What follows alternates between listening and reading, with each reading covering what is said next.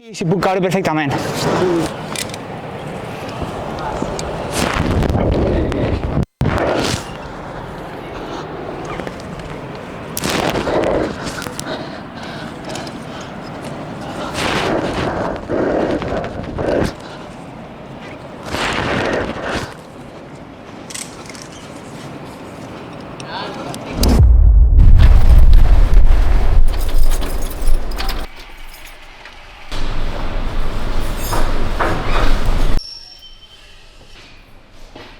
I miren enrere, tio, i el cor els hi bulli dintre del pit i bueno, els hi bategui amb tanta força que els hi dopi les costelles, me cago en blau, però d'alegria, pensant que tela, pensant dient tela, he lluitat tota la puta vida, m'he llevat cada dia a les 6 del matí, hasta els dissabtes, i m'ha valgut la pena anar-ho, m'han valgut la pena els quilòmetres, m'ha valgut la pena lluitar, aguantar que la penya pensin que estem flipats, m'ha valgut la pena tot. Per què? Perquè tela.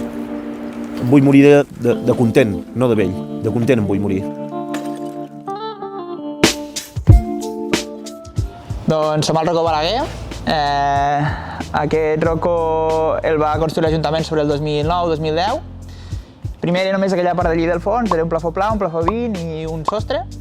I el 2012, em penso, l'Ajuntament ens va cedir la utilització i la gestió del Rocco, formant part del Centre Excursionista Balaguer. I així nosaltres vam formar com una mena de secció del centre excursionista i a través d'aquesta secció doncs, nosaltres gestionem completament el Rocco.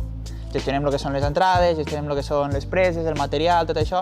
I el que hem intentat sempre és crear un Rocco que sigui una mica un vincle entre l'escalada roca i l'entrenament o l'escalada indoor, no?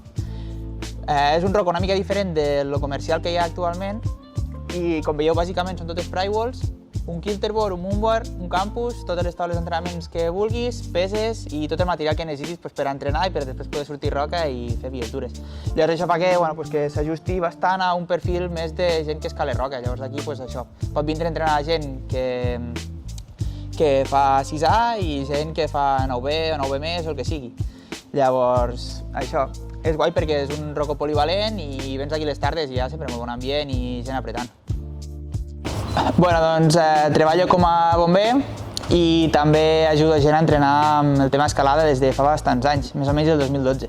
Em vaig començar a interessar per l'entrenament en realitat perquè jo vaig estudiar el tècnic de muntanya i nef i quan jo vaig començar a escalar vaig tindre moltes lesions de politja. Bàsicament, no sé si unes 6 lesions de politja vaig tindre els primers 3 anys i bàsicament això va ser el que em va motivar una mica a intentar aprendre entrenament i què era el que passava, per què ens lesionàvem, per què no, tot això.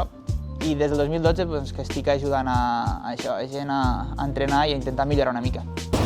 Des del 2012 cap aquí doncs, han canviat bastant les coses. En realitat, potser no tant els mètodes d'entrenament, que al final els mètodes pots variar una mica, poden ser un pèl diferents del que eren, tenim més facilitats, doncs el Moon, el Kilter, sempre a tots els Roccos hi ha millors condicions per entrenar, però jo crec que el que més ha canviat és tot el tema del feedback amb la gent. El simple fet que ara puguis entrenar amb Drive, que tothom porti el mòbil, que el mateix dia et puguin apuntar una mica les sensacions de l'entrenament, tu pots anar revisant i pots anar mirant com se sent la gent, com va entrenant i al final és com molt més fàcil mantenir contacte amb una persona que està entrenant per poder adaptar l'entreno. Al final jo crec que el més important és ajudar la gent a que se sàpigui autorregular i al principi tu guiant-los una mica pots facilitar que la gent aprengui a quan parar d'entrenar, a quan no, que al final és el més important, penso jo. Tenim una sèrie de tecnologia que abans no teníem també, tot això, sensors de força i de més, que ajuden bastant també amb aquest aspecte, la veritat. Ja sigui per portar el control de les càrregues o perquè la gent entengui una mica què és el que està fent o què és el que està entrenant en cada moment. I la veritat que tot això jo crec que és una mica més que els mètodes d'entrenament, que al final tampoc han canviat tant, el control de les càrregues i l'entendre què suposa cada tipus d'entrenament i poder veure si una persona està més cansada o menys cansada després d'un tipus d'entrenament o d'un altre i poder-li adaptar les següents setmanes en base al que tu has vist que ha fet les setmanes anteriors, jo crec que això és el que més ha millorat, perquè fa 2011, 2012, 2013 anàvem molt a cegues amb aquest aspecte.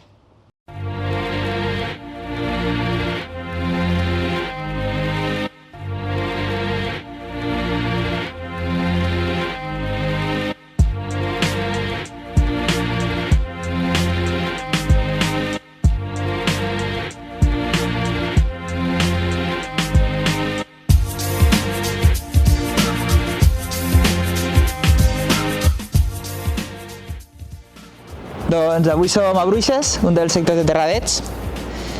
Per mi Bruixes és segurament un dels muros amb millor qualitat de vies si vols escalar entre 7P i 8A més de tot Catalunya, quasi segur amb aquest estil. Vies de 30-35 metres de resistència, amb xerreretes, trams més de placa, trams més físics, té una mica tot. I és molt guai perquè pots combinar bastant bé a la primavera, vindre a escalar al matí, a l'ombra, i després ara quan fa una mica més de fresca, l'hivern, aquí al solet, doncs està genial. Per mi Bruix és un sector especial perquè quan vaig començar a escalar una mica més era el lloc on venien a escalar la gent de Lleida. Jo tenia 18 anys, no tenia cotxe, i al final anava on anava la gent que coneixia que escalava per aquí. I és una mica on m'he criat com a escalador, jo penso. Aquí vaig fer les primeres vies així una mica més del grau, quan vaig començar a escalar, cap allà el 2010. El primer 7P, el primer 7T més, el primer 8A, el primer 8A més, el primer 8B. Era més escalant, quasi, amb la gent que eren de la zona de Lleida, llavors. I això, tinc un record especial per això, perquè aquí he fet moltes vies i doncs, les primeres de grau sempre li tens un carinyo, suposo. Doncs la via que hem escalat avui és la Definición de Acción. És una via que va aquí pel Dani Andrada, jo crec que cap allà el 2005 va fer la primera ascensió. I és una via que segueix una mica tot l'arc de la coveta que està aquí dalt de la paret de les Bruixes i que surt per la non-stop, que és un 8B que va pel mig. Llavors fas com un primer tram que no és molt difícil, després entres amb un boulder i després d'un reposet així una mica tens de genolls tens una última travessia que és bastant tensa, com molt guapa, d'empeines, talons, d'escalar molt bé. Llavors arribes ja al repòs de les xerres, que és com amb el 8B, que ve recte, la non-stop, i tires cap amunt. I l'últim tram jo crec que serà algo així com 7B més o alguna així, que bueno, en principi si ho tens controlat no hauries de caure, però que si vas una mica despistat pots patinar. Llavors, en lloc de tirar cap amunt, segueixes cap a la dreta, és una de les primeres propostes de 9A més que va haver per aquí a Lleida, que la va fer el Dani, també diria el 2005, que és la Definició de Resistència Demòcrata. I la via aquesta consisteix en... fas tot el dur del 8C, baixes una mica cap a la dreta, segueix la travessia tot l'arc de la cova i vas a buscar el pas dur, diguéssim, el tram més dur, el boulder així més difícil de l'essència de la resistència, que és un 8C més que ve recte. I llavors ja per acabar surts per la Democràcia, que és un 8B de la dreta. Llavors acabes fent com tot l'arc i surts ben bé en diagonal cap a la dreta. I és una via ben de resistència.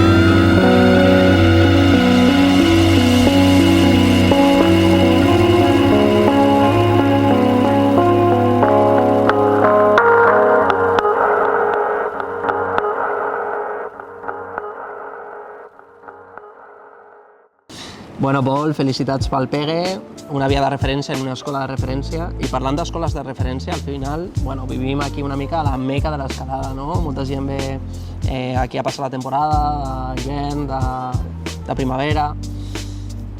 Però, si no visquessis a Catalunya, on viviries per escalar? On seria la segona meca d'escalada del món? Aquesta és difícil. Però jo penso que la cosa estaria entre França i Itàlia, jo crec. França i Itàlia, eh? Entre França i Itàlia. Probablement tiraria més per França que per Itàlia. M'agrada molt la zona de Saint-Léger. A prop de Saint-Léger tens bastants sectors. També Seús mateix és guapíssim. Crec que a França hi ha molts sectors amagats que no són gaire públics i que crec que si visqués allí arribaríem a conèixer i segur que disfrutaríem molt. I també la zona més sud de l'Ariège, també la part de Gorges du Tarn, el Gorges du Loup, tot això no ho conec i té molt bona pinta, la veritat. Jo suposo que tiraré cap allí. El temps és pitjor que aquí, però bueno, al final la sort que tenim aquí només la tenim aquí. Correcte, molt bé, m'ha agradat. Molt bé, Pol. ¿Qué, Poli? ¿Qué opinas del encadene del Gonzalo? El nou a més este que ha fet en 2 pegues. Gonzalo és una màquina. La gent se pensa que fer les vies amb pocs pegues és difícil, però el que és difícil és provar les vies moltíssim i acabar-les fent. Això és lo realment complicat. I el Gonzalo és, joder, a part d'un col·lega, és un exemple per mi, professor de mates, té relativament poc temps, acaba de currar, se'n va directe a escalar, gaste gasolina a muerte, s'està un munt d'hores al cotxe, a vegades més per fer un pegue i és un motivat. Jo la persona més fanàtica que conec, la veritat. I tu saps qui és el seu entrenador? No, el Gonzalo s'entrena ell mateix, és un autodidacta. És un autodidacta. Molt bé.